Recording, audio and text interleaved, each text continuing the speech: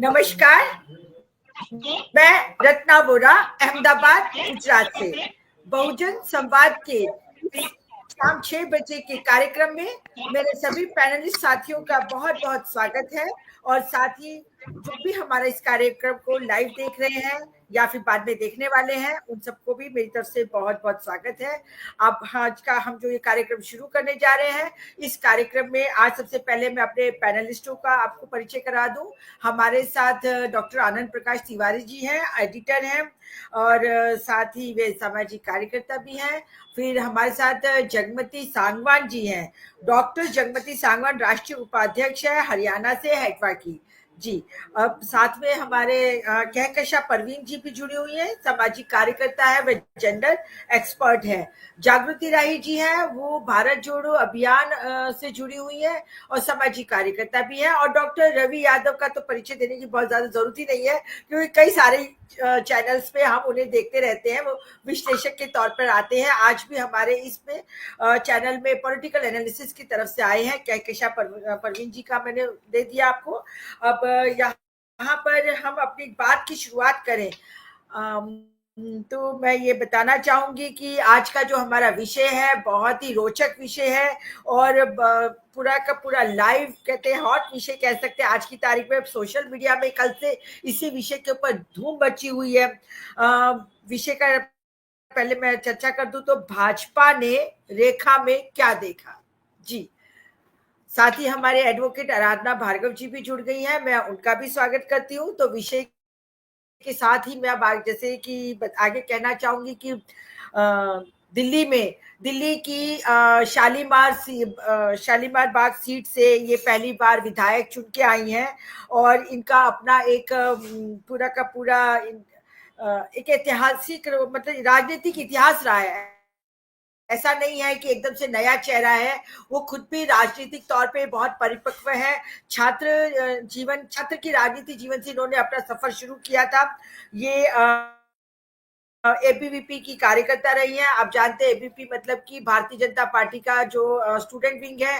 साथ ही ये डूसू में दिल्ली यूनिवर्सिटी स्टूडेंट यूनियन की प्रेसिडेंट भी रह चुकी हैं और इसके बाद महिला मोर्चा का भी संभाला इन्होंने। साथ ही कई सारे पदों पर समय समय पर रही, 3 बार की काउंसलर रही। मतलब कह सकते हैं कि पूरी तरह से राजनीतिक तौर पर पूरी तरह से परिपक्व है और पूरे घाट घाट का पानी पिया, ये भी कह सकते हैं, क्योंकि हर तरीके से ये तैयार है। और जिस तरीके से इनकी मतलब घोषणा हुई इनके नाम की घोषणा होते के साथ ही भारतीय जनता पार्टी का तो जो ठीक है, उन्होंने क्या सोच के घोषणा की वो तो वही जानते हैं। पर एक और बात महत्वपूर्ण ये है कि इनका भारतीय जनता पार्टी और आरएसएस दोनों से बहुत अच्छा तालमेल था, लिंक था। तो ये भी हो सकता है इनकी पसंदगी का कारण बना हो। बाकी अब तक की जो 13 राज्य हैं, 13 राज्यों में अभी तक एक भी इनकी जहाँ पे भारतीय जनता पार्टी है वहां पे एक भी महिला नहीं थी, तो आज इनको महिला एक देनी थी तो दिया, ऐसा भी कह सकते हैं। तो महिला का चयन हुआ है। साथ में ये बनिया कम्युनिटी से हैं। अब जिस तरीके से मध्य प्रदेश में मोहन यादव का चुनाव हो गया, राजस्थान में भजनलाल शर्मा का चुनाव हो गया, इसी तरह से रेखा गुप्ता जो कहीं नाम था नहीं, कहीं लिस्ट में नहीं थी, याद में नहीं थी, पर अचानक ही उनके नाम की घोषणा हो गई। परंतु आज उनके नाम की घोषणा के साथ साथ सोशल मीडिया में क्या चर्चा चल रही है उसके बारे में बताना चाहती हूँ। सबसे पहले तो मैं ये बताना चाहती हूँ कि ये इनका जो भाषा है ना, किसी पुरुष को भी ना शोभे, इतनी जलील भाषा में बात करती है, इतनी हल्की भाषा में इनके ट्वीट करती है। अब जैसे ही इनके नाम की घोषणा हुई, लोगों ने इनके पिछले ट्वीट खंगालने शुरू किए, तो पता चला कि इनका दिमाग, इनका जहन, इनका विचार पता नहीं किस दिशा में चलता है। और ये एकदम से मतलब महिला है पर लेकिन कोई मान मर्यादा शर्म हया कुछ भी नहीं दिखाई दे रही है। तो इस तरह से इनकी ये जो ट्वीट देख के ही पता चल सकता है कि किस तरह की महिला है। तो आगे हम और भी बात पे चर्चा करेंगे। तो यहाँ पर हम सबसे पहले महिलाओं से ही शुरू करते हैं। तो हमारे साथ जागृति राही जी भी जुड़ी हुई है। तो सबसे पहले मैं ही उनसे टिप्पणी लेना चाहूंगी कि एक महिला मुख्यमंत्री बनी है दिल्ली में, तो वैसे तो उनको मुबारकबाद तो देनी ही चाहिए, मुबारकबाद दे ही देती हूँ, आप भी दे दीजिएगा। पर लेकिन अब उनके बारे में आखिर भाजपा ने रेखा में क्या देखा, उस बारे में आप चर्चा कीजिएगा। बहुत साफ है। धन्यवाद आपको कि आपने मुझे मौका दिया। पहले बहुत साफ साफ है कि रेखा जी में जो देखा वो वही है जो रेखा जी के साथ साथ अन्य तमाम भाजपा के नेताओं में और भाजपा की कल्चर में देखा जाता है। तो उनकी जो अपसंस्कृति है, चुनाव उसका हुआ है, किसी महिला का चुनाव नहीं हुआ है। हमें अपनी बात में परसेप्शन में भी समझदारी रखनी पड़ेगी कि ये किसी महिला का, वो तो महिला के नाम पे उसको पब्लिक को धोखा देना है। चुनाव जो हुआ है वो की भाषा का हुआ है। चुनाव जो हुआ है वो एक विचारधारा का हुआ है। चुनाव जो हुआ है एक हिंदुस्तान की संस्कृति को खारिज करने वाली एक अपसंस्कृति जो कट्टरपंथी बनाई जा रही है उसका चुनाव हुआ है। और ये दिल्ली में चुनाव होना और दिल्ली के अलावा तमाम जगहों पे चुनाव होना वो एक खास संगठन के द्वारा बिल्कुल उसको फिक्स किया गया है कि उनका चुनाव हो और ऐसे लोगों का चुनाव हो। तो ये हमको समझना पड़ेगा। हम अपनी बात जब रखते हैं तो हम भी उनके बनाए हुए परसेप्शन को ही पुष्ट करने लगते हैं। जब हम ये कहते हैं कि एक महिला है तो हम वो पता ही है कि एक आदिवासी महिला है, तो एक ये महिला है, एक स्मृति ईरानी जी भी थी और एक हेमा मालिनी जी भी हैं, एक कंगना रनौत भी हैं।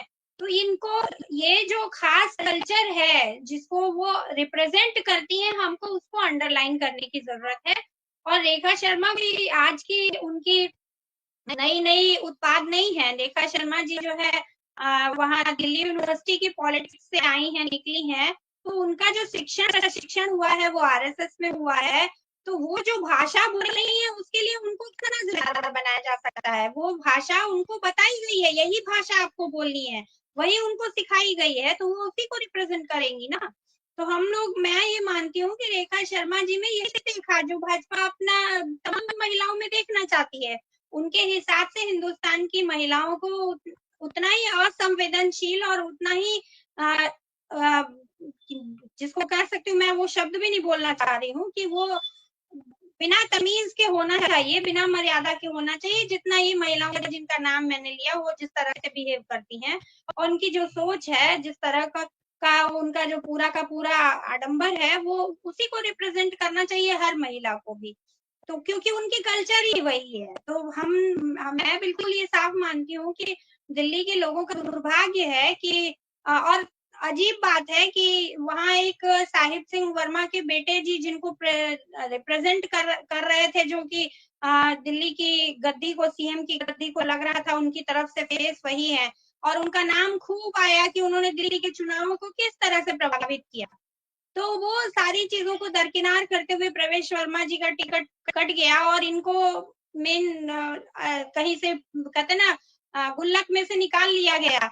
तो ये जो प्रक्रिया है, ये जो तरीका है, क्यों किया गया? मुझे लगता है इन लोगों को शायद ये जो 2500 रुपए बांट के और साड़ी बांट के महिलाओं का वोट ज्यादा से ज्यादा लिया गया, एक कारण वो रहा होगा कि महिला चेहरा दिया जाए। दूसरा ये कि कोई ऐसा व्यक्ति चाहिए जो कट्टरपंथी और जो दिल्ली की राजनीति है जिस तरह की, उसको वो रिप्रेजेंट कर सके और ज्यादा पोलराइजेशन की भाषा बोल सके। और उसके बाद ये भी कि दिल्ली में एक केजरीवाल जी का जो एक जो मतलब मैं कहूँ अगर, तो आरएसएस और भाजपा का जो एक कोर वोटर है उसमें एक बहुत बड़ा वर्ग बनिया है, जो जिसको बहुत ज्यादा कभी कोई ध्यान नहीं देता, लेकिन एक बहुत बड़ा वर्ग है, बिजनेस क्लास है, वो पैसे वाला है और बहुत ज्यादा शुरू से आजादी के पहले से ही आरएसएस भले ही कहा जाता है चित्पावन ब्राह्मणों का, लेकिन दरअसल में वो बनिया पार्टी मानी जाती थी। आप पुराना जो उठाकर देख लेंगे तो जब भाजपा नहीं थी उसके पहले भी जो पार्टी थी इनकी, वो जनसंघ और वो सब बनियों की ही पार्टी माना जाता था। तो बनियों का आधार दिल्ली में बहुत तगड़ा है और जो केजरीवाल की तरफ उनकी कास्ट की वजह से शिफ्ट होता है। मुझे लगता है कि रेखा गुप्ता को लाने की एक वजह ये भी रही होगी कि बनियों का वोट, जो उनका आधार वोट है, कहीं ना कहीं वो उनके साथ जुड़ता हुआ उनको नजर आ रहा होगा।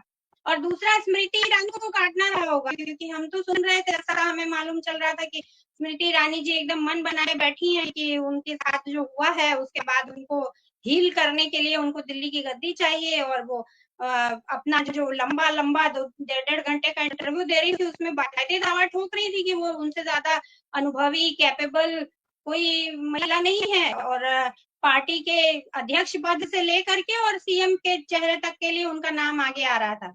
तो महिला को ही बनाना था, तो उन बेचारी के साथ क्यों ऐसा कर दिया गया भाई? उनका ज्यादा दवा बनना चाहिए था।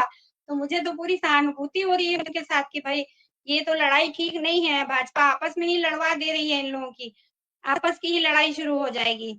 अब कंगना रनौत किसी दिन हिमाचल प्रदेश के लिए चेहरा बन जाए तो क्या गलत है? फिर हिमाचल प्रदेश के लोग झेलेंगे उनको। तो अभी तो दिल्ली के लोगों को झेलना होगा उनकी भाषा को। जो लोग अगर सभ्य भाषा में विश्वास रखते हैं उनको झेलना होगा, नहीं तो एक मनोज तिवारी है, दूसरी ये है, तो बढ़िया कटेगी। एक के बाद एक ऐसा मसालेदार बयान देती रहेंगी जिससे सबको टेस्ट आता रहेगा। ये हम लोगों को कुल मिला करके वो बन रहा है, कुल सीन बन रहा है कि आप ऐसी नमक, काला नमक जी छिड़क करके जो है बातें परोसते रहिए, वो परोसती रहेंगी वैसे। धन्यवाद। जी जी जागृति जी, बहुत बहुत धन्यवाद। अब बताइए, झेलना है तो झेलना तो पड़ेगा दिल्ली वालों को। अब 5 साल तो कहीं नहीं गए। जैसा भी है, जो भी है, अब बोले थे ना कि मेरा पति मेरा देवता है, वैसी बात हो गई। अब जो सीएम है तो है। तो खैर, अब हमारे साथ डॉक्टर रवि यादव भी जुड़े हुए हैं। मैं उनके पास आने से पहले थोड़ा सा बताना चाहती हूँ कि जैसे सुषमा स्वराज जी थी, वो भी कुछ समय के लिए दिल्ली की सीएम बनी। फिर शीला दीक्षित जी थी, वो भी सीएम बनी। फिर अभी आतिशी सिंह ने भी थोड़ा समय तक के लिए अपना अपना कार्यभार संभाला सीएम का। परंतु ये सब महिलाएं बहुत ज्यादा सौम्य थी, और इनकी भाषा में बहुत ज्यादा नम्रता होती थी, विनम्रता होती थी। अगर ये कुछ भी बात अपनी रखते थे, अगर ये ठोस बात भी रखती थी, तो बहुत विनम्रता के साथ रखती थी। क्योंकि हम लोगों ने इन सब की प्रेस कॉन्फ्रेंसेस भी देखी हैं। सुषमा स्वराज जी को भी हमने कई बार पार्लियामेंट में भी सुना, उनके वैसे भी कई तरह से उनको सुना। तो अलग अलग पार्टी की, 3 अलग अलग पार्टी की महिलाएं थी। उसके बावजूद भी इन्होंने महिला होने की जो शालीनता थी, उसको कभी भी खोया नहीं, और उन पे कभी भी हावी नहीं होने दिया। परंतु जिस तरह के भद्दे भद्दे ट्वीट हम लोगों ने पढ़े, अब उससे समझ नहीं आ रहा है कि इस महिला की आखिर ऐसी क्या मानसिकता है। कितना गंदा बोलती है, जितना मतलब जिसे कहते हैं मुंह खोले तो गंदा ही बोले, ऐसा लग रहा है। और अब इसको झेलना तो खैर पड़ेगा ही। तो रवि यादव जी, आपसे मैं पूछना चाहूंगी कि आखिर भाजपा ने रेखा में क्या देखा, प्लीज। बहुत शुक्रिया आपको। नमस्कार को पैनलिस्ट को भी, दर्शकों को भी आपके। दुनिया में बहुत सी स्टडी हैं, एक नहीं हजारों की संख्या में स्टडी हुई है, जिनमें यह पाया गया कि जेनेटिक्स और एजुकेशन सबसे ज्यादा कोई व्यक्ति प्रभावित होता है उसके अपने जो जिनका साथ होता है एनवायरमेंट से। आपने जिस समय सुषमा स्वराज वगैरह का जिक्र किया, वो आजादी से पहले की बात है। उस समय देश आजाद नहीं हुआ था। 2014 में जब देश आजाद हो गया है, उसके बाद जो देश की स्थिति है, जिसको आप न्यू इंडिया कहेंगे, वो न्यू इंडिया में आप जो खोजना चाहते हैं कि क्यों, क्या देखा, तो वो देखा जो जिस रेखा को वो कम से कम बिधूड़ी पार नहीं कर पा रहे थे। रामवीर सिंह बिधूड़ी कहीं कहीं थोड़ा सा पीछे रह जा रहे थे, या फिर प्रवेश वर्मा भी उसमें पीछे रह जा रहे थे। वो क्वालिटी उन्होंने देखी। जहां तक मैं समझता हूं, डीयू की प्रेसिडेंट होने के हिसाब से मैं ये सोच सकता हूं कि वो एक काबिल महिला होंगी निश्चित रूप से। लेकिन जो एनवायरनमेंट है, आप 14 से पहले शायद उनके इस तरह की चीजें आप ढूंढेंगे तो नहीं मिलेंगी आपको। आज की तारीख में यही एक वहां क्वालिटी है जो जितना ज्यादा, मतलब पतन ही उत्थान का मार्ग है। वहां आप कितना ज्यादा अपनी भाषा खराब कर सकते हैं, कितना नफरत बो सकते हैं, उतना ही आप उनके लिए वही एलिजिबिलिटी है। वहां पर एक ही क्राइटेरिया है। आप हेमंत बिस्व शर्मा को देखिए, भारतीय जनता पार्टी में आने से पहले क्यों नहीं विवादित बयान आता है, तब तो कोई नफरत नहीं दिखाई देती मुसलमानों के प्रति उनकी। लेकिन आज की तारीख में रोज एक नया, और वो योगी आदित्यनाथ से कंपटीशन करते हुए दिखाई देते हैं। तो आप समझ सकते हैं कि इस समय क्या क्राइटेरिया क्या है वहां। और क्राइटेरिया जब यही है, तो फिर मुझे लगता है कि कुछ लोगों की हो सकता है कि मजबूरी भी हो गई हो कि अब क्या करें, आगे बढ़ना है तो फिर यही करना है। अब इस देश के लोगों को सोचना है। मुझे लगता है जागृति जी ने जो कहा वो है कि लोगों को सोचने की जरूरत है कि झेलना है तो अब आपने चुनाव किया है तो अब झेलिए फिर आप। अन्यथा ऐसा नहीं दिल्ली के लोग नहीं समझ रहे थे, आम आदमी पार्टी की तमाम नीतियों से मैं अपनी असहमति रखता हूं, खासतौर से जो सामाजिक नीतियां हैं उनसे। लेकिन इसके बावजूद भी ये मैं मानता हूं कि संभवतः शिक्षा के क्षेत्र में उन्होंने जो भी काम किया दिल्ली में, वो बहुत उसकी तारीफ की जानी चाहिए। आप उस स्टेट में ऐसी मुख्यमंत्री लेके आ रहे हैं जो एक देश की टॉप यूनिवर्सिटी को बंद करने की मांग करती रही है। लेकिन सच में हमें यूनिवर्सिटीज की जरूरत नहीं है, यह भी सोचने की जरूरत है। अगर हमें यूनिवर्सिटी की एजुकेशन की जरूरत होती तो फिर हमारे डिसीजंस, हमारी जो प्राथमिकताएं हैं मतदान करने की, वो कुछ और होती। हम इस तरह नहीं कर रहे होते। हर स्टेट जहां पर आप देखेंगे, जहां पॉपुलेशन बढ़ रही है, हर स्टेट में सरकारी स्कूल बंद होते जा रहे हैं और हजारों की संख्या में बंद हो रहे हैं, एक नहीं हो रहा है। आप लंबी लंबी हाँक सकते हैं। अभी मुख्यमंत्री जी उत्तर प्रदेश में फिलहाल, क्योंकि चैंपियन है मैं इसलिए नाम ले रहा हूं उनका, हेमंत बिस्व शर्मा, और उनमें कंपटीशन रहता रहा है इस मामले में, कौन कितना ज्यादा नफरती बोल सकता है। मतलब ये वहां भाषाओं को, क्षेत्रीय भाषाओं को मान्यता दी गई विधानसभा में बोलने के लिए कि आप बोल सकते हैं इनमें। विपक्ष ने ये मांग की कि आप अगर इन भाषाओं को कर रहे हैं तो अंग्रेजी के बजाय, अंग्रेजी की आवश्यकता यहां नहीं है, अंग्रेजी के बजाय आप उर्दू को क्यों नहीं करते। उत्तर प्रदेश की दूसरी राजभाषा है उर्दू, लेकिन क्योंकि अपनी नफरत दिखानी है एक समुदाय के प्रति, और अपनी, अब यूं देखेंगे तो जो पढ़े लिखे लोग हैं वो समझ सकते हैं कि आप अपनी मूर्खता दिखा रहे हैं वहां। उर्दू मुसलमानों की भाषा नहीं है, उर्दू पूरी तरह से हिंदुस्तान की भाषा है।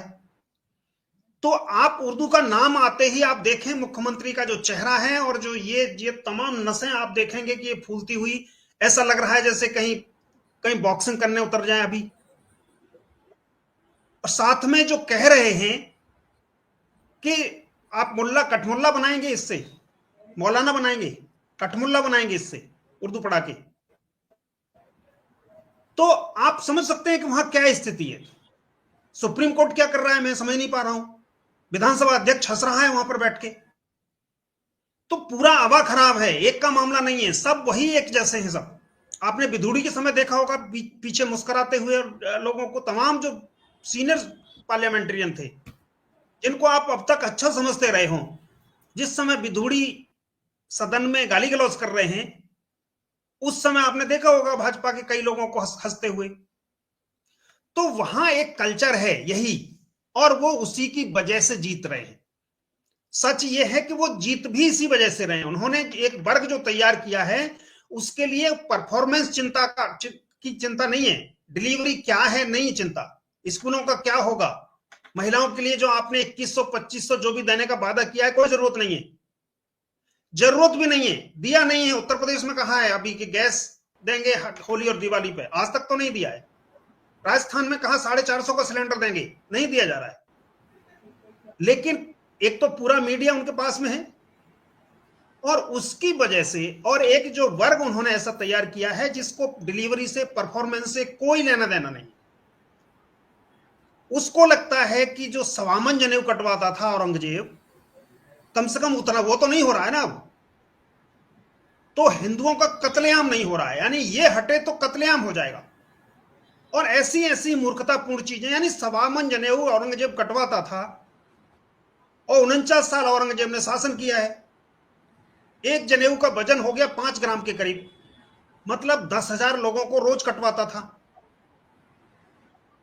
49 साल शासन किया है का मतलब है 18 करोड़ लोगों को मरवाया उसने। और टोटल पॉपुलेशन कितनी है उस समय? 81 में पहली जनसंख्या हुई, गणना हुई है। तो किसी को लॉजिक लगाना ही नहीं है, किसी को सोचना ही नहीं है कि कहा क्या जा रहा है। इतना तो जनसंख्या नहीं थी भाई उस समय, और उसमें से ये जनेऊ पहनने वाले इतने कहां से आ गए फिर? जो टोटल जनसंख्या है उसका एक जनेऊ सबको तो अलाउड नहीं था। तो जो जनेऊ पहनने वाले थे वो 18 करोड़ मार दिए उसने, कोई लॉजिक नहीं है। तो ऐसी नफरती चीजें, ऐसी बकवास चीजें पैदा की गई हैं, लॉजिक कोई सोचने वाला नहीं है। कुंभ हो रहा है, 55 करोड़ लोग आ गए। 55 करोड़ किधर से आ गए भाई? किस चीज से आए थे? कितनी ट्रेन चला रखी थी आपने? कोई हिसाब हो सकता है क्या? 55 करोड़ इलाहाबाद में जितनी जगह है, उस जगह में इतने दिन में 55 करोड़ लोगों को आप स्नान करा सकते हैं क्या? कोई लॉजिक है नहीं। जो बोल देना है वो बोल देना है।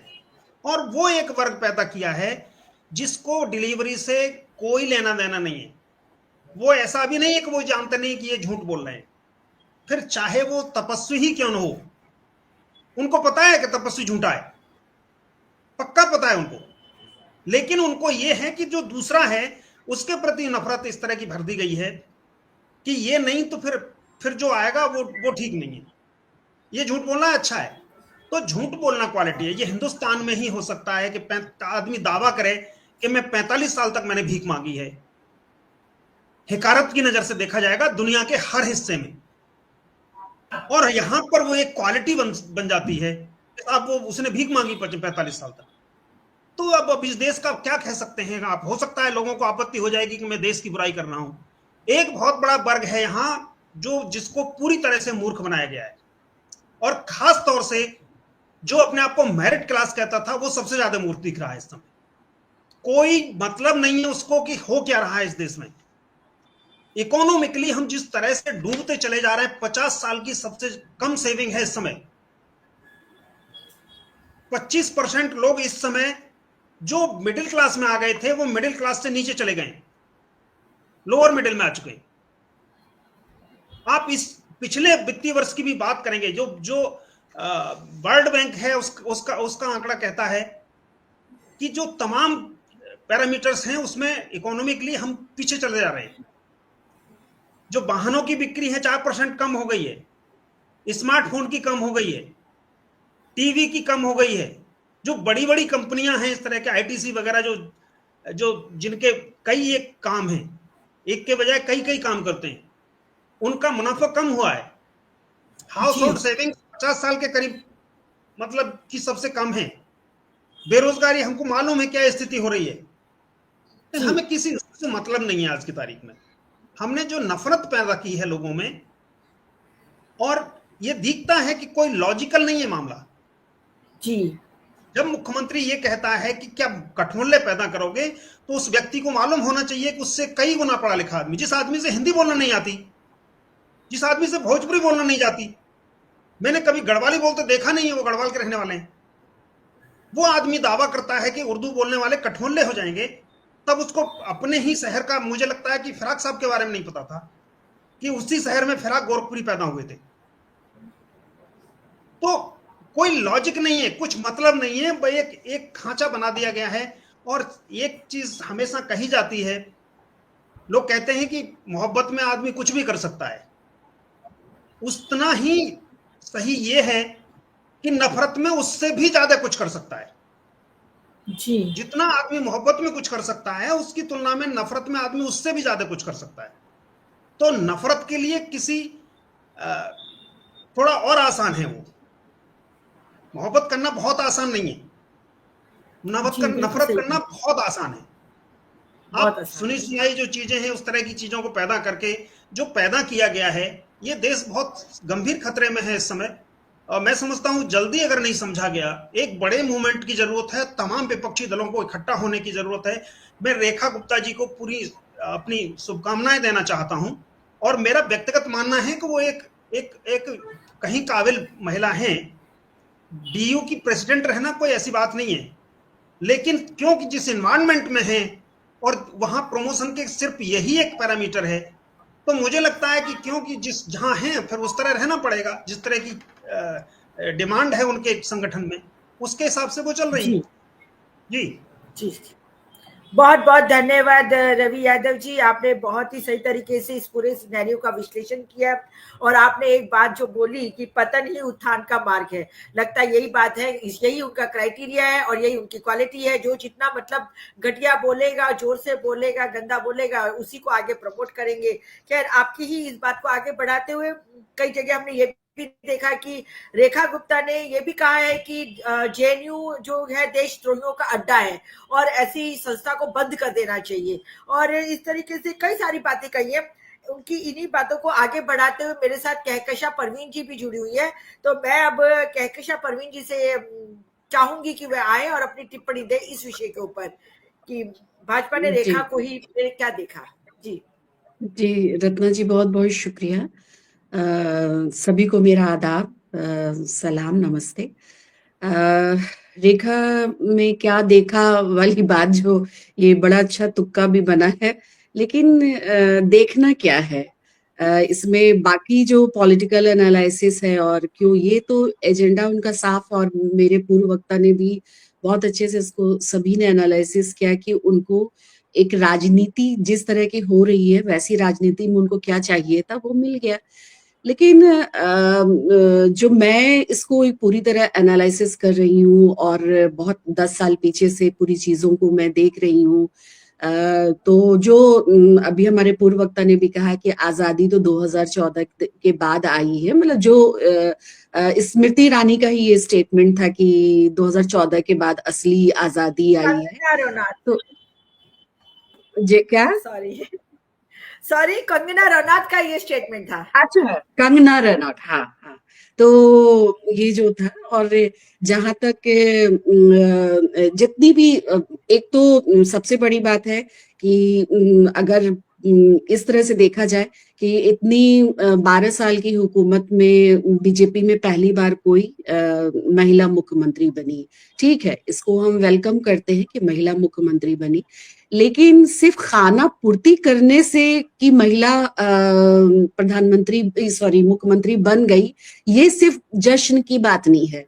हम कहते हैं कि नादान दोस्त से बेहतर दाना दुश्मन ज्यादा बेहतर होता है। एक कहावत है कि दोस्त नादान हो उससे बेहतर है कि दुश्मन ही दाना हमें मिल जाए, यानी बेवकूफ दोस्त से बेहतर है कि समझदार दुश्मन ही ज्यादा अच्छा होता है। तो हम लोग हमेशा कहते हैं कि महिला मुख्यमंत्री होनी चाहिए, हमारी भागीदारी बढ़नी चाहिए, महिलाओं की 33% का मुकाबला होना चाहिए, लेकिन हम कभी भी रेखा गुप्ता के रूप में 33% को पूरा करने के लिए कभी नहीं सोचा था। इसके हिसाब से तो मेरे लिए जो केजरीवाल जी जिस तरह की पॉलिटिक्स कर रहे थे, हम भी उनके पूरी पॉलिटिक्स से असहमत है, पूरी सहमति मेरी नहीं है, लेकिन शिक्षा के लिए जो उन्होंने किया और बाकी स्टैंड भी उन्होंने कुछ कुछ लिया महिलाओं के लिए, तो वो वेलकम मैं भी करती हूँ। और हम कहते हैं कि ये उससे बेहतर तो वही थे। अगर मान लिया नादान दोस्त और दाना जो दुश्मन की बात की जाए, तो हमें उससे बेहतर वही लगते हैं।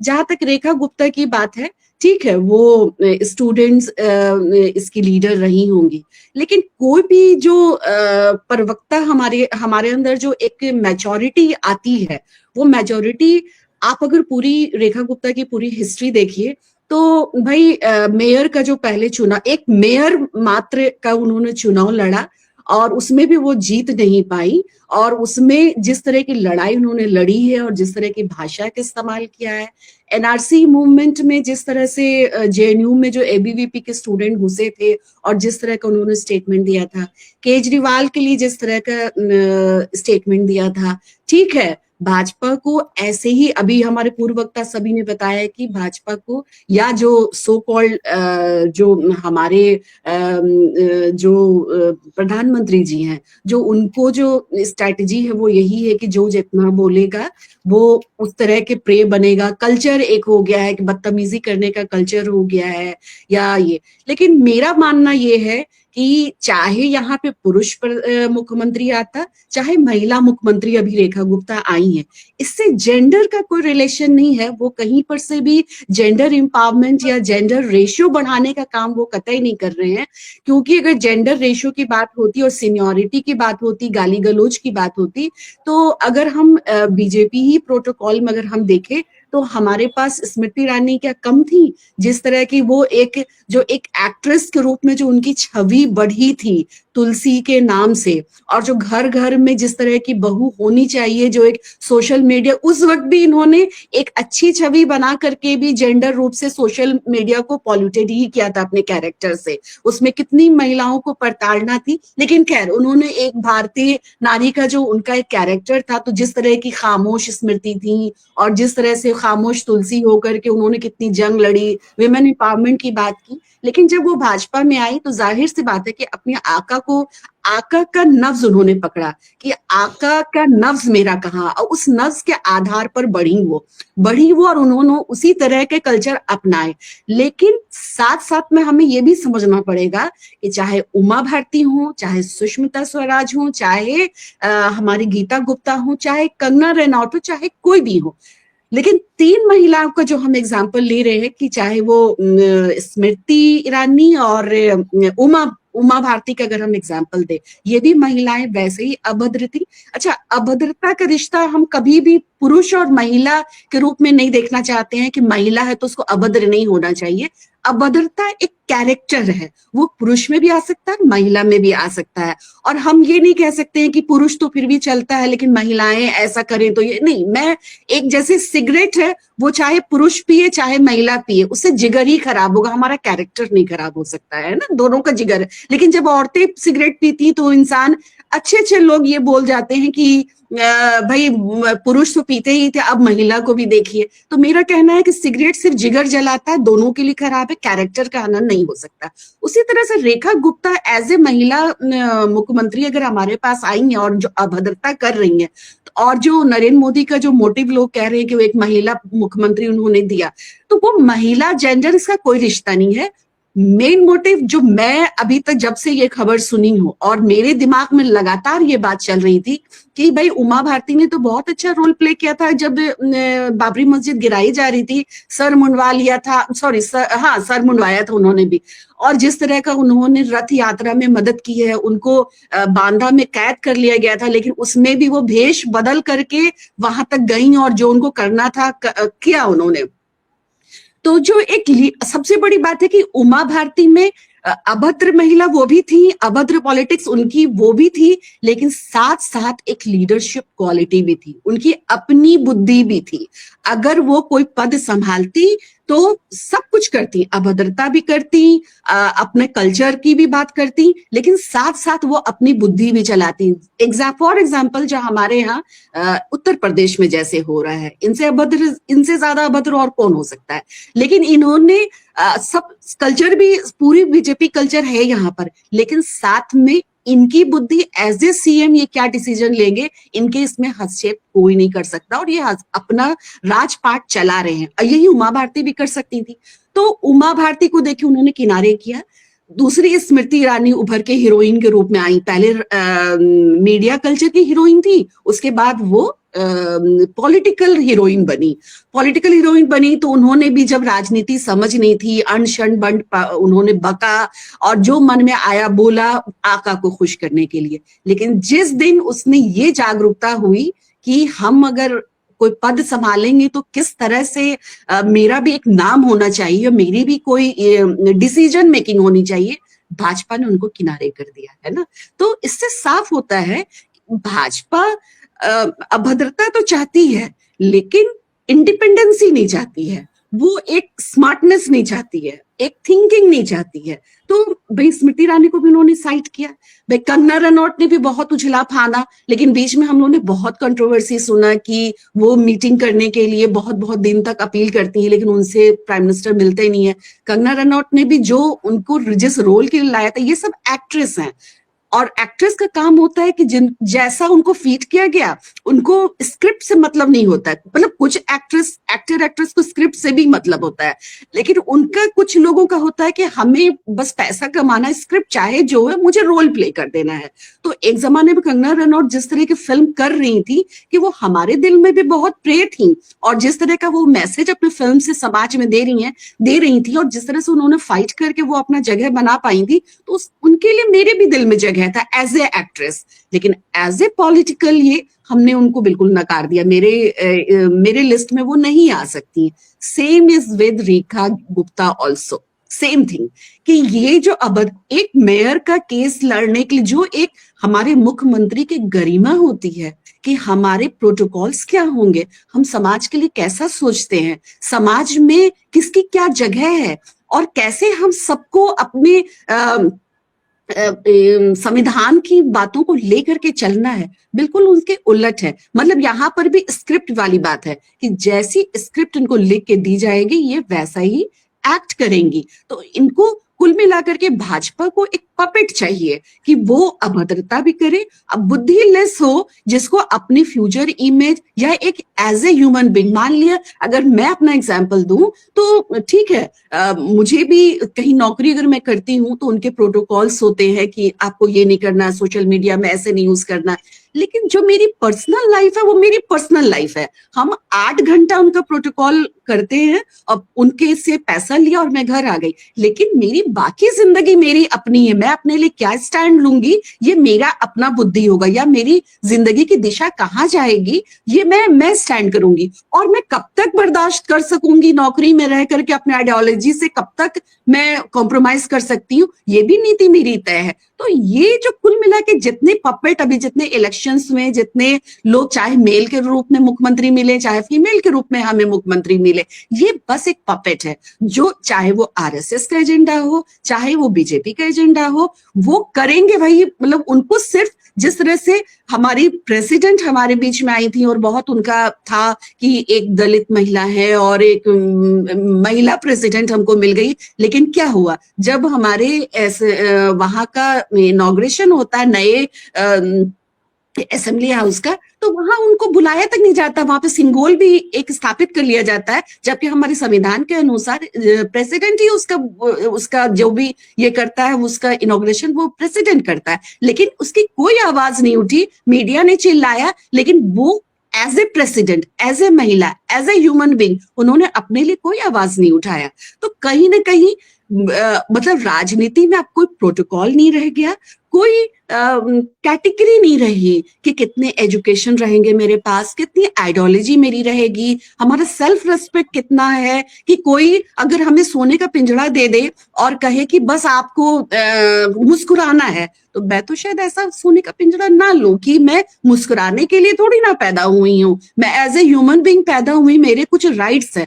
तो एग्जैक्टली ये, और जो रेखा गुप्ता के जितने ट्वीट सामने आ रहे हैं और जितने उनकी अभद्रता सामने आई, तो वो हमें नहीं लगता है कि एक गरिमा में इंसान, चाहे वो जेंडर कोई भी हो, वो कोई भी ऐसा करेगा, है ना, अपने इसको। तो हमें लगता है कि एक पपेट के रूप में सरकार को एक इंसान चाहिए था, वो पपेट वहां पे बैठा रहेगा, रस्सी जहां से टाना जाएगा हाथ उठाने के लिए वो हाथ उठा देंगी, बुद्धि नहीं उठेगी, बुद्धि का रिमोट हमारे आका के पास रहेगी। जी शुक्रिया। जी जी, बहुत बहुत शुक्रिया प्रवीण कहकशा जी, आपने सही बताया है कि भारतीय जनता पार्टी को पपेट चाहिए, कठपुतलियां चाहिए, और ये कठपुतलियों का ही रोल करती हैं और अलग अलग समय पर आकर अपना रोल अदा करके निकल जाती हैं। खैर, अब हमारे साथ एडवोकेट आराधना भार्गव जी भी जुड़ी हुई है, वे भी इस विषय पर बहुत कुछ कहना चाहती हैं। भाजपा ने रेखा में आखिर क्या देखा, तो आराधना जी, मैं आपसे अनुरोध करूंगी कि एक बहुत ही दिलचस्प आज का टॉपिक है, हम सब महिलाएं बैठी हुई है ज्यादातर, नहीं, तो आप इस विषय पर अपनी टिप्पणी कीजिए। जी आराधना जी। तो रेखा गुप्ता जी को बहुत बहुत बधाई, वो दिल्ली के मुख्यमंत्री बनी है। करें, जनता के हित में काम करें, महिलाओं के हित में काम करें, और भारत के संविधान के अनुसार वो देश को चलाएं, ये अपेक्षा हमारी है। अब भाजपा की अपेक्षा क्या है, इसको देखकर उन्होंने रेखा जी को पसंद किया, तो वो मेरी दृष्टि में ये है कि इस देश का हर नौजवान, हर युवती नाथूराम गोडसे की विचारधारा का बने। यह विचारधारा में कहीं थोड़ी कमी दिखाई दे रही थी कि जैसे भारतीय जनता पार्टी का एक लक्ष्य है कि 18 साल का हर युवा शराब पिए, इसको लेकर शराब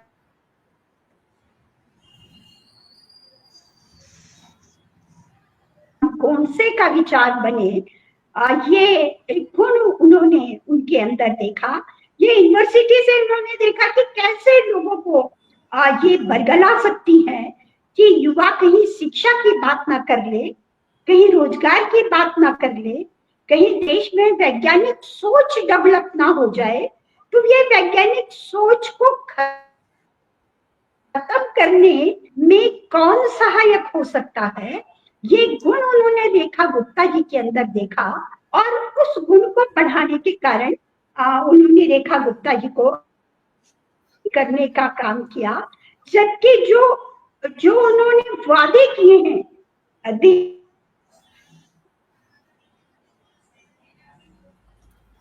ये आराधना जी का नेटवर्क नहीं ठीक है और उनका ध्यान में चला जाए और लोग वो हिंदुत्व की तरफ बढ़े, ये प्रयास, ये एजेंडा को लेकर भारतीय जनता पार्टी चल रही है। क्योंकि आप अगर युवाओं से बात करें तो जो मेरी हमेशा जिज्ञासा रहती है कि आखिर क्या है, क्या कारण है कि युवा रोजगार की बात नहीं कर रहा है, देश की अर्थव्यवस्था की बात नहीं कर रहा है, निजी स्कूल को बढ़ावा देना और सरकारी स्कूल और सरकारी अस्पतालों को बंद करना और निजी अस्पतालों की तरफ बढ़ना, इस तरफ युवा की कोई सोच नहीं है। राष्ट्र के प्रति अगर कोई सोच युवाओं के मन में है तो वो है मुसलमानों के प्रति नफरत।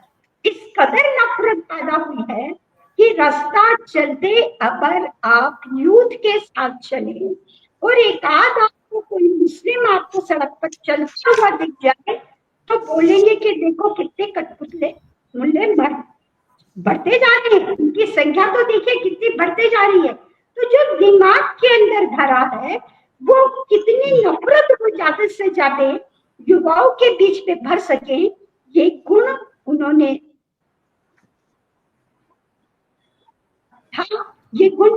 कंगना के अंदर भी देखा था कि कंगना भी इस काम को करने में सहायक होगी, और यही गुण उन्होंने रेखा जी के अंदर देखा और इसलिए उन्होंने वहां पर मुख्यमंत्री बनाने का काम किया। क्योंकि अब बारी हमारी है, हम सिर्फ यही कहने के लिए तो यहाँ पर बैठे हुए नहीं है, क्योंकि सत्ता में तो बैठ गई है भारतीय जनता पार्टी, पर हम भारत के लोग भारत को प्रभुत्व संपन्न, समाजवादी, धर्मनिरपेक्ष, लोकतांत्रिक गणराज्य बनाने के लिए तथा इसमें रहने वाली जनता के लिए सामाजिक, आर्थिक, राजनीतिक न्याय किस तरीके के प्रयास के लिए हम अपनी तरफ से हमेशा जिस तरह से बहुजन संवाद के माध्यम से लोगों तक हम बात को पहुंचाते हैं और हम अपनी तरफ से पूरा ये प्रयास करें कि जो सरकारें हैं वो भारत के संविधान के अनुसार चले। अभी ये जिस तरीके का चल रहा है, हिंदू राष्ट्र बनाने का इनका एजेंडा, हिंदू राष्ट्र बनाने का इनका संविधान, तो ये विचार कैसे बढ़ेगा? क्योंकि आपने कुंभ में भी देखा, कुंभ में हम भारत की जनता एक आस्था के साथ पहुंची थी, वो हमारी संस्कृति के हिसाब से पहुंची थी। हम अपनी गंगा में अगर कुंभ में जा रहे हैं या किसी भी की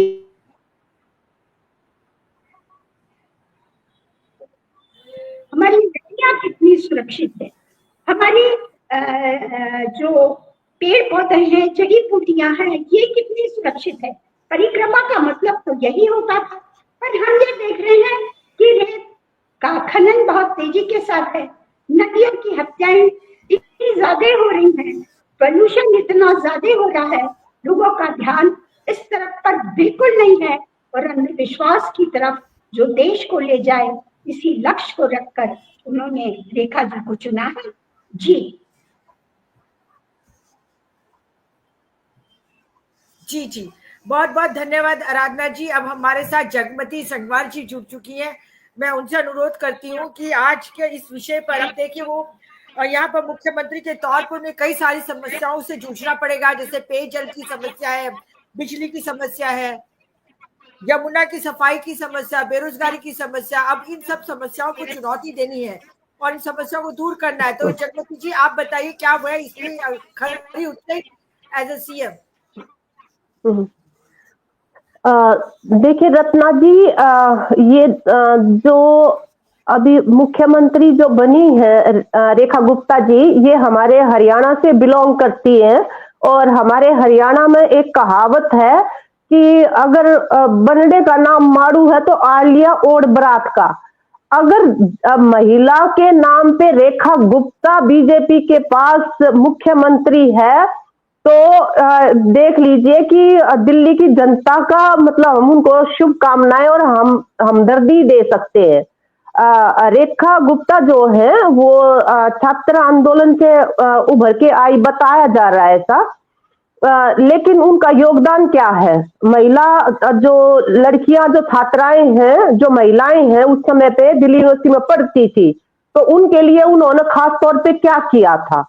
या उसके बाद वो मेयर रही हैं, मेयर के रूप में महिलाओं के लिए उन्होंने कौन सी योजनाएं जो है वो चलाई? उनका इतना लंबा राजनीतिक जीवन जो बताया जा रहा है उसमें बताया जाना चाहिए कि उन्होंने महिलाओं के लिए कौन से संघर्ष किए, कौन से आंदोलन, कौन सी योजनाएं, कौन सी नीतियां उन्होंने उठाई, उनके लिए आवाज जो है। तो ये जो मतलब आपका जो टाइटल है प्रोग्राम का कि रेखा गुप्ता में बीजेपी ने क्या देखा, उन्होंने अगर 13 मुख्यमंत्रियों में एक महिला मुख्यमंत्री का चेहरा जो है वो सामने लाने की कोशिश करी है तो वो उसमें 100% विफल है। मैं महिला आंदोलन में काम करती हूँ और हम महिला आंदोलन में काम करने वाले रेखा गुप्ता किसी नाम को जानते नहीं है।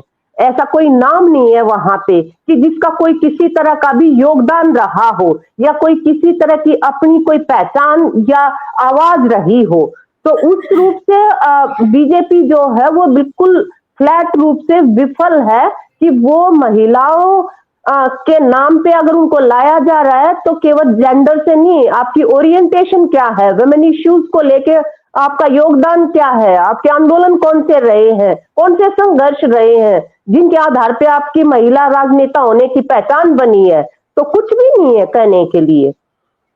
इसी तरह से जहां तक राजनेता के रूप में अगर उनका आकलन किया जाए तो उनके जो दूसरे साथियों ने भी जो रेफर किया है, उनके जो ट्वीट्स हैं अभी तक वो ट्वीट ही है, मतलब राजनीति के नाम पे, नथिंग एल्स। उसके अलावा कुछ है नहीं दिखाने को उनके पास जो रिकॉर्ड है। और वो जो ट्वीट्स हैं वो इतने लो लेवल के हैं कि मतलब लोग उनको बोलने में, दोहराने में शर्मिंदगी महसूस करते हैं, जो भी डिग्निफाइड नागरिक हैं इस देश के जो है। और वो निहायत व्यक्तिगत नेचर के हैं। उन्होंने कभी किसी मतलब पार्टी की नीतियों के ऊपर, उनके प्रोग्राम के ऊपर, उनके विजन के ऊपर कोई टिप्पणियां करी हो, कोई आलोचनात्मक दृष्टि से उनके ऊपर कोई प्रकाश डाला हो, वो कुछ भी नहीं है। निहायत व्यक्तिगत लांछन है वो एक तरह के, चाहे वो केजरीवाल को लेकर है, चाहे वो राहुल गांधी को या दूसरे अन्य व्यक्तियों को लेकर।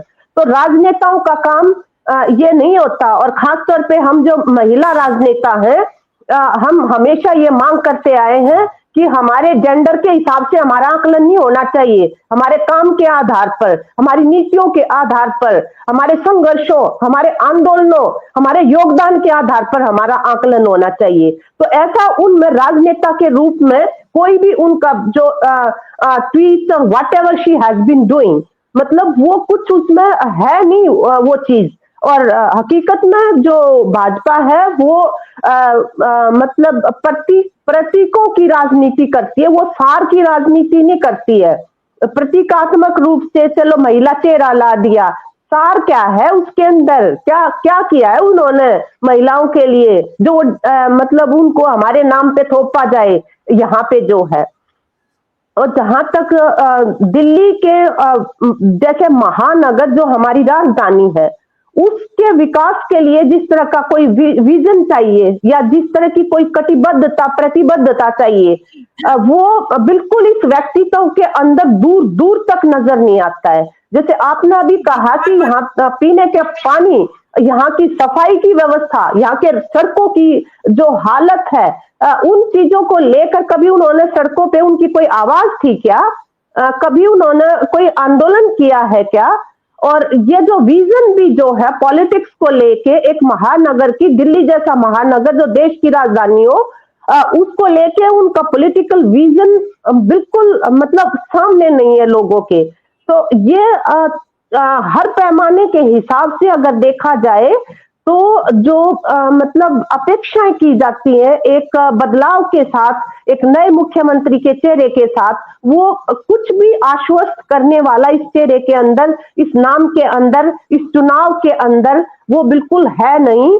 और हमें यह लगता है कि जिस तरह का यहाँ पे चुनाव के अंदर जिस तरह से इन्होंने प्रदूषित किया पूरे राजनीतिक विमर्श को, जो है पूरा जो मतलब डायलॉग था, उनको उस जिस लो लेवल पे बीजेपी लेकर गई है, आने वाले समय में इन रेखा गुप्ता जी मुख्यमंत्री होते हुए उसमें कोई मतलब एक प्रो पीपल पॉलिटिक्स के लिए किसी तरह की कोई इम्प्रूवमेंट की गुंजाइश जो है वो लगती नहीं है, बल्कि लो की तरफ जाने वाले जो इनके ट्वीट्स हैं वो उसी तरफ इंगित करते हैं।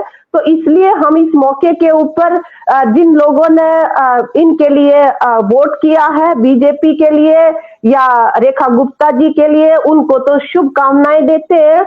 और जिन लोगों ने असल में नागरिक होने के नाते अपना वोट अपनी जिम्मेदारी के साथ, जिम्मेदार नागरिक की तरह से दिया है, उन सब के प्रति हम इस मौके के ऊपर एक हमदर्दी ही प्रकट कर सकते हैं। कोई शिक्षा, स्वास्थ्य, जो ये इनिशिएटिव थे, इनमें कोई आगे बुलंदियां आएंगी, उसके लिए नागरिकों को स्वयं मतलब बहुत ही जागरूक नागरिकों की तरह से, प्रहरियों की तरह से खड़ा होना पड़ेगा, वरना अपेक्षाएं जो है वो ज्यादा नहीं देखी जा सकती है। धन्यवाद। जी जी, बहुत बहुत धन्यवाद जगपति जी। अब हमारे साथ डॉक्टर सुनीलम जी भी जुड़ चुके हैं, तो मैं अब समय के अंत तक जा रहे हैं, प्रोग्राम के अंत की ओर बढ़ते हुए मैं डॉक्टर सुनीलम जी से कहूंगी कि आप भी अपनी बात रखिए, फिर साथ साथ में डॉक्टर आनंद प्रकाश जी को भी सुनना है। जी डॉक्टर सुनीलम। मेरे को लगता है कि डॉक्टर आनंद प्रकाश तिवारी जी के साथ ज्यादती हो जाती है, आखिरी में उन्हें अवसर ही नहीं मिल पाता, और इसलिए मतलब ये न्याय का तकाजा है कि रत्ना जी जो है उनको अवसर देते हैं। इसके बाद में जो समय बचेगा उसमें मैं अपनी टिप्पणी रखूंगा। आप बात रखिए। जी रत्ना जी, शुक्रिया आपका। 3-4 बातें। नंबर 1, ये इंटरनल डेमोक्रेसी का सवाल, कौन तय करेगा चीफ मिनिस्टर? चीफ मिनिस्टर तय करने का अधिकार विधायकों को होता है, और कम से कम मतलब अभी तक ये देखा जाता रहा है कि उसी तरीके से एक जो है कम से कम शोकेस करने का काम किया जाता है। और तमाम सारे ऐसे जो है जब चीफ मिनिस्टर्स को तय करने की बात आती है तो कई बार इंटरनल चुनाव भी हुए हैं विधायकों के, ये बात हम लोगों ने देखी है। और हम लोगों ने ये भी देखा है कि हाई कमान की इच्छा के बगैर विधायकों ने अपने प्रतिनिधि को चीफ मिनिस्टर बना दिया है। लेकिन इंटरनल डेमोक्रेसी नाम का कुछ भी एग्जिस्ट नहीं करता भारतीय जनता पार्टी के अंदर, ये मैं पहली बात कहना चाहता हूँ। दूसरी बात यह है कि जब आपने बबूल बोया है तो आम होने वाला नहीं है।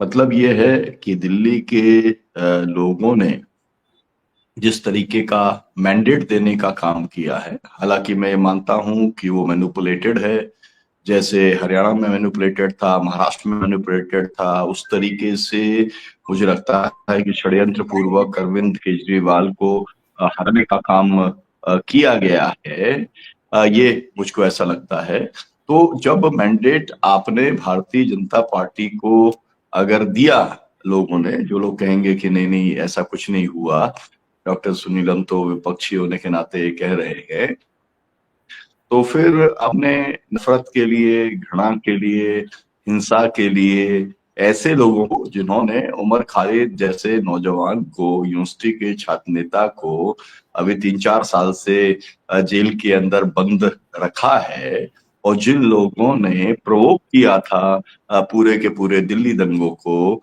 उनको कैबिनेट के अंदर लेने का काम किया है, कपिल मिश्रा जैसे लोगों को, और ये जो प्रवेश वर्मा जैसे लोगों को, ये भी मैं कहना चाहता हूँ। इसके साथ में ये है कि डीएनए का सवाल है, तो ये संघ परिवार का जो डीएनए है, इसमें जो ट्रेनिंग है वो ट्रेनिंग इसी तरीके की है जिस तरीके के उनके ट्वीट्स हैं, और वो ट्वीट्स की आप जन्मदिन नहीं मना सकते क्योंकि माँ बाप का कोई वीडियो ऐसा नहीं आया है, या ये कहना कि फिर जो है वापस जो है मतलब अपनी माँ की कोख में पहुंचा देंगे, ये इस तरीके की बात करना, या यूनिवर्सिटी को, जेएनयू जैसी प्रीमियर यूनिवर्सिटी को, वर्ल्ड क्लास यूनिवर्सिटी को देशद्रोहियों का अड्डा बताना, उसने की बात करना, तो जो सब बातें वो करती रही हैं, यही सब देखने के बाद में ही उनको टिकट मिला ना, और वो सब देखने के बाद ही उनको जिताया गया ना। तो लगा कि भाई इसी लाइन को आगे बढ़ाना है। तो लाइन क्या है? भारतीय जनता पार्टी पॉलिटिक्स करने की एक ही लाइन जानती है, धूलीकरण की लाइन। तो वो अब दिल्ली के अंदर उसको और आगे बढ़ाने का काम करेंगे, और विशेष तौर पर इसलिए बढ़ाने का काम करेंगे, अरविंद केजरीवाल को तो ठीक है, फिर से आप जेल भेज दो, लेकिन जिन मुसलमानों ने वोट दिया आम आदमी पार्टी को, जिन दलितों ने वोट दिया आम आदमी पार्टी को, ये वाली बात तो एकदम क्लियर हो गई कि वोट दिया, तो फिर आपको उनका भी कुछ इलाज करना है, तो इलाज तो ध्रुवीकरण के माध्यम से ही किया जाएगा, ये मैं कहना चाहता हूँ। और इसके साथ साथ ये भी मुझे कहना है कि देखिए, गवर्नेंस का जो एक लेवल जो तय किया गया है, चाहे शिक्षा का हो, चाहे स्वास्थ्य का हो, या फ्री जो है बिजली का मामला, पानी का मामला, या महिलाओं की यात्रा का मामला, ये सबको मेंटेन करना भी जनता पार्टी के लिए संभव नहीं हुआ होगा। और ये एक कठपुतली जो है मुख्यमंत्री के तौर पे, जो पीएमओ के हिसाब से, जो एलजी के हिसाब से चलेंगी, तो मुझे लगता है कि आने वाला जो समय है, वो एक तरीके से दिल्ली को ही शर्मसार करने वाला समय होगा इनके मुख्यमंत्री के। बहुत शुक्रिया।